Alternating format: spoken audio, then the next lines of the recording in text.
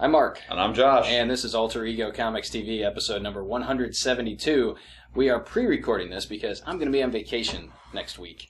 Which is now for you. Which is now. As you're watching this, I'm on vacation, enjoying family and the beach and other vacation-y things.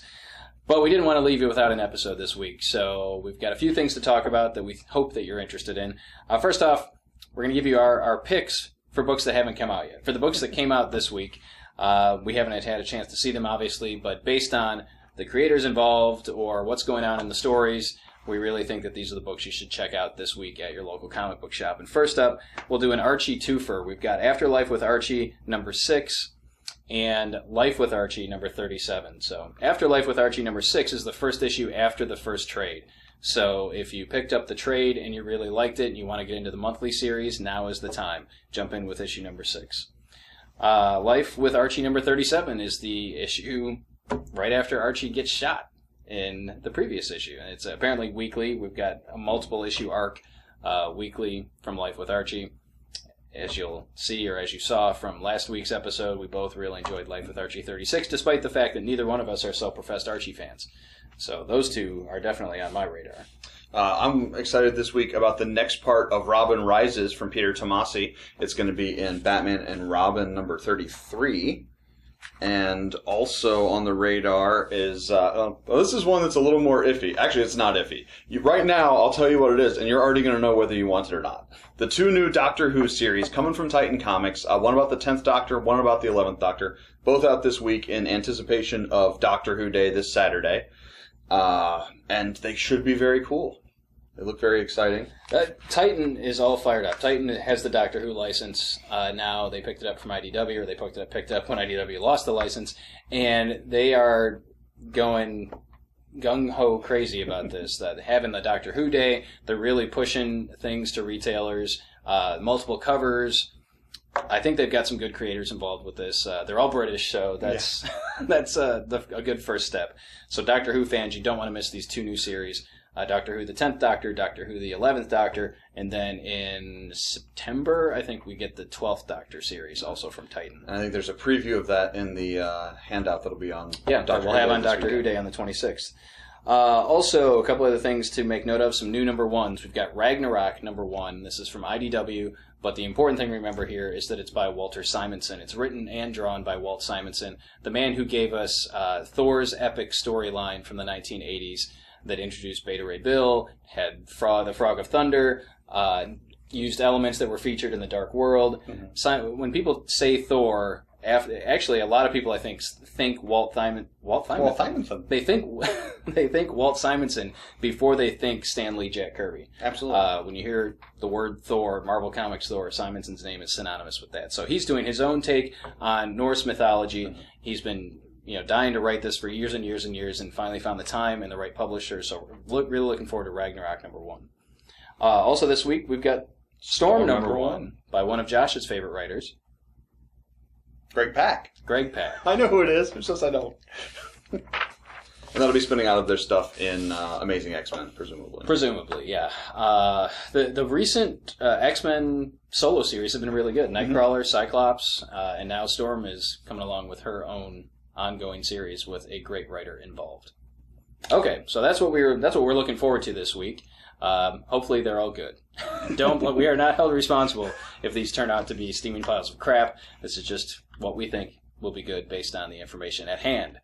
Now, what else happened? What else we want to talk? We want to talk about Marvel's takeover of mass media last week, which started with announcing that Thor was going to be a woman starting in October.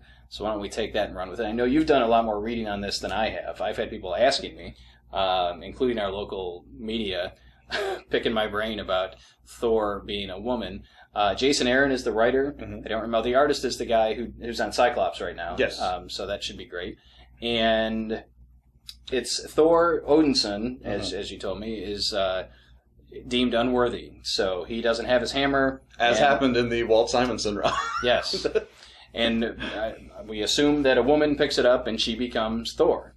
That's the information we have. Yeah, no. Well, the initial press release, they're like, it's not a replacement Thor. It's not she Thor. This is Thor. And then Jason Aaron's like, well, actually, Thor, it's not Thor.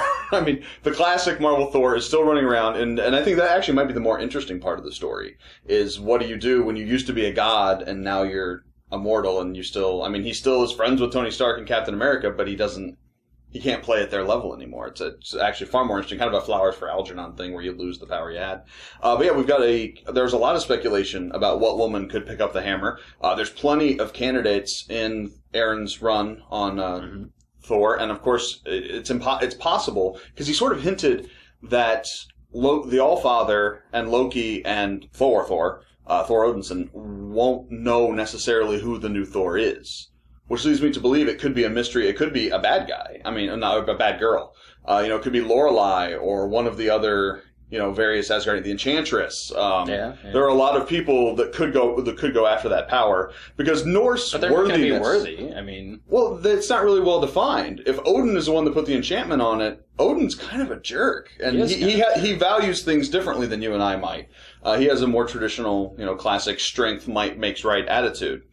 So yeah, there's a lot that could be going on there, and I'm super excited to see what he does with it. So this is in October. Reserve your copy now, because there will be people coming in off the street. The day that the announcement was made, we had someone come in off the street asking if we had the issue. Sorry, it takes about 2 or 3 months. Marvel, that's the way Marvel works. Their media machine starts churning out press releases 2 to 3 months before actually something is released. Which leads us to the next announcement. This announcement was made on The View, so I got to hand it to Marvel, because they realize that they need new readers, and their assumption is that the way to get to those readers is by going through mass media outlets like The View, and it made sense. They had a female-centric announcement. They went to The View. Then they have a Captain America announcement. They go to the Colbert Report, because Stephen Colbert is the biggest Captain America fan, Marvel fan, apparently. And that announcement was something that was not totally unexpected to us, and that's that Sam Wilson, a.k.a. the Falcon, will be inheriting the mantle of Captain America this November. And how did we get there? We got there because a sequence of events caused the super soldier serum in Steve's body to break down, and essentially he's gotten to the correct age. He's as old as he should be for having fought in World War II, which is pretty darn old. Yeah. So he's no longer super and no longer able to do his job. And, at least the way he has in the past. This isn't the first time that someone else has worn the Stars and Stripes. We've had multiple characters do that, and I guess in my reading, a Falcon was Captain America at another point in history as well. So I'm okay with both these decisions from a fan perspective and a retailer perspective. Neither one of these is driving me insane. I know that many people are pulling their hair out, and the internet's breaking in half, and they're losing their stuff over things that they really shouldn't be so upset about. But it makes me think that Marvel Comics is really, I think, trying to get in line with the Marvel Cinematic Universe and vice versa to some degree. That Chris Evans, who plays Captain America in the films, has only signed on for 2 more movies, I think. It's Avengers 2 and Captain America 3. I'm not sure if he's on board for Avengers 3 or not. So in the cinematic universe, if they want to continue with a Captain America, James Bond type of thing, that Anthony Mackie, who played Falcon in The Winter Soldier, could become Captain America in the films. So they may be having a long-term projection here. Let's introduce the Falcon as Captain America in the comics now, so that when we get to the point where Falcon becomes Cap in the movies, it doesn't bother people as much, and it makes sense. There's a precedent, yes. Bother is the wrong term. So, again, Rick Remender, who's been writing Captain America for the last 2 years or so, is going to continue writing the story of Sam Wilson, a.k.a. Falcon, as Captain America. So I'm on board with that. Remender is a very reliable creator, just like Jason Aaron, and a very reliable writer with the new Thor book. Finally, the triple play from Marvel was the announcement that...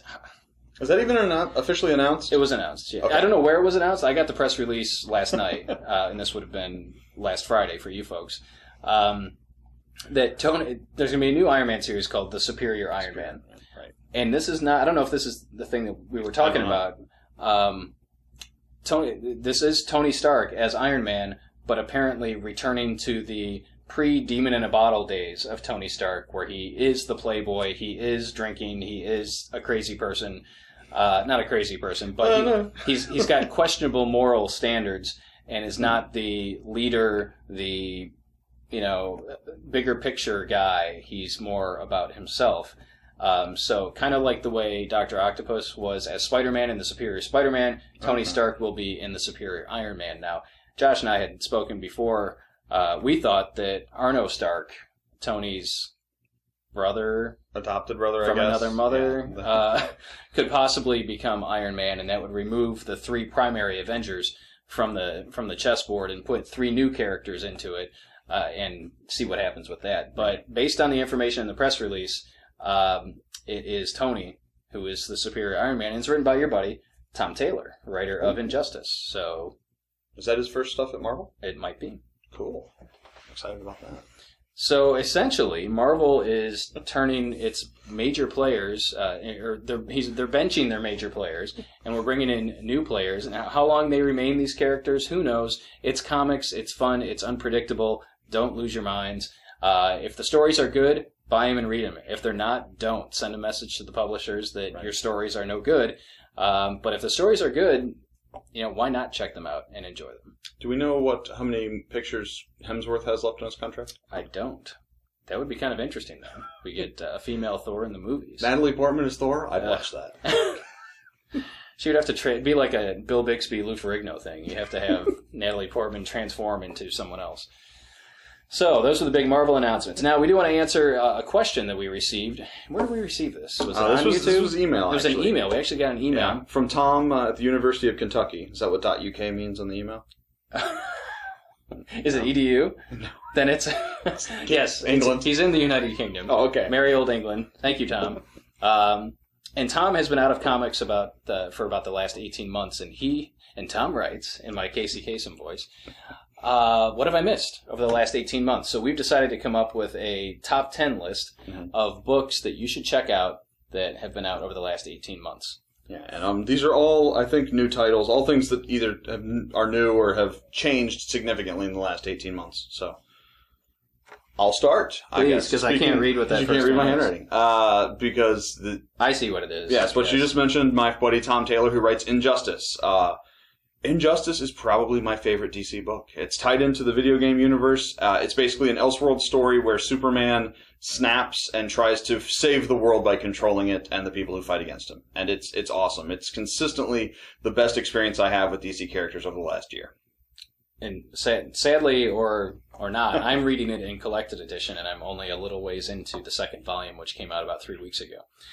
But great stuff. And if you liked Marvel Civil War, I would think you would like Injustice as well, because it pits Batman against Superman, coming down on different sides of ideologies. So, Injustice, top-notch stuff. All right, for me, Superior Spider-Man is a must-read over the last 18 months, where Marvel really did something out of left field, killed off Peter Parker, and Dr. Otto Octavius, Dr. Octopus's brain... ends up his body, his brain his waves, soul, his mind, ends up in the body of Peter Parker, and Doc Ock becomes the Superior Spider-Man. And he doesn't do villainy stuff for the most part. He just wants to be superior to the way Peter Parker was as Spider-Man.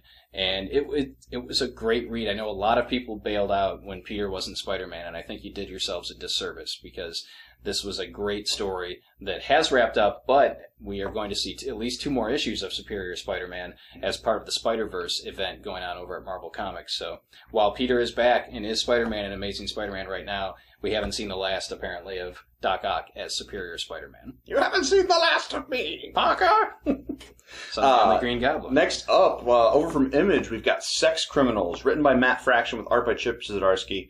And this is a super-powered sex situation comedy. You've got people who stop time when they climax and use that power to rob banks. But it's truly a very human, very relatable, incredibly funny book that's also not safe for work. Yes. Unless you work here, I guess. But All New X-Men, and we haven't been able to figure out how long All New X-Men has been going on. It feels like it's been about 18 months, maybe 2 years. Well, with Marvel's weird, sometimes it comes out twice a month thing, I can't... Or 3 times a month. Yeah. But if you have been away from comics for a little while, you may not be aware of this, but the original 5 X-Men have been transported in time to our present as teenagers. So the young X-Men have only been X-Men for a very short period of time. They're still figuring out their powers. They're still figuring out their relationships to each other. But so we get a present day where Jean Grey is alive and well as a teenager, where we have two versions of Cyclops running around. Although right now, young Cyclops is off gallivanting around the cosmos with his father Corsair in the Cyclops miniseries. So it's been a breath of fresh air. Brian Michael Bendis is writing this and doing a bang-up job with all new X-Men. Good stuff. Yeah. Next up, after all new X-Men, we've got... Are you trying to find one to talk about? Or yeah, well, I didn't know if you wanted to talk about your girl. Next up, we've got Miss Marvel. Written by G. Willow Wilson. This is a completely new character taking up the mantle of Miss Marvel, and it's so good. It is. It's one of the things I look forward to reading most every time it comes out. Yeah, and what has always set Marvel apart classically is the realistic characters. You know, I mean, Peter Parker has problems. Bruce Banner has problems. Tony Stark has problems. You know, none of them are Bruce Wayne or Clark Kent, where they lead these idyllic lives where they also get to punch people, and it's just so very real and relatable. Even though I've never been a Middle Eastern girl with superpowers that I recall, but it's very relatable and human and just funny and great. Yeah. Superman, Wonder Woman. There's like a line there. It's like Superman / Wonder Woman / fiction. It's written by Charles Soule and has had artwork by Tony Daniel and another guy whose name I can't remember, who's an up-and-comer. This is one of the only DC books that I read, honestly, because it is so darn good. I love seeing these two together in a relationship and how that relationship works when you're the two most powerful people on the planet. Charles Soule's doing an amazing job. If you have any interest in either one of those characters individually or together, I highly recommend checking out Superman, Wonder Woman. I'm actually looking forward to the Doomsday storyline being over so we can kind of get back to some normalcy over there. Although the Doomsday storyline is pretty darn good. It turned out to be better than I would have expected. So add Superman, Wonder Woman to your list. So we've got Afterlife with Archie from Archie. This is Francesco Francavilla taking... is he writing and drawing? He's just drawing. Just drawing? Okay. Yeah. Who's writing? It's Roberto, what's-his-face? Clemente. No. He's got 3 or 4 names, and it starts with Roberto. Jughead gets infected with a zombie virus, comes back from the dead, starts biting people. Zombies in the Archieverse. It sounds ridiculous, and it kind of is, but it's also exceptionally awesome.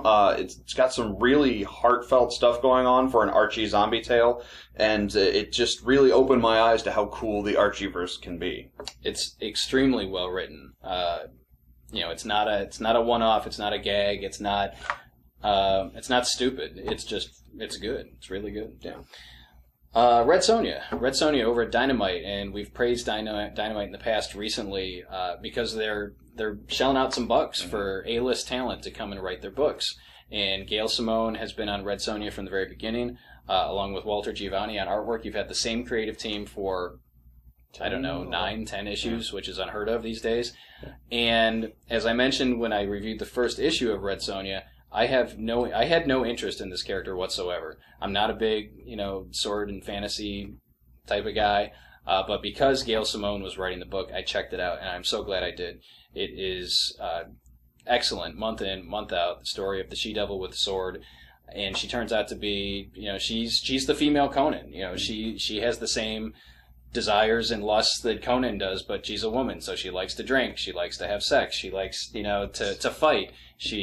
And the fact that we have a woman writing a female character, which is, it's not essential, but it's nice when that happens. Mm-hmm. And I had to chuckle last week when Marvel announced, that Thor was going to be a woman, and they made a point of listing, we now have 8 titles where we have women in a leading role, but how many of those are written by women?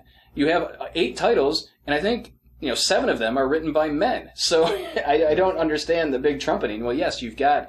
I guess a good writer is a good writer. It's true. But to me, that just, let's get some, not just the diversity in the output, but let's have some diversity on the creative side as well. Yeah. Captain Marvel and Miss Marvel are the only 2 I can think of that are women characters written by women at Marvel. Yeah. Next up, Thor, God of Thunder. This is the book that Jason Aaron started with the original Marvel Now a little over a year ago. And it's super great. Basically, the core thrust. I don't even know if there is a core storyline. The first arc was great because we had 3 Thors. We had a young Thor who didn't have Mjolnir yet. We had the current, of Thor the Avenger, and then we had a future Thor who's like the Odin Thor.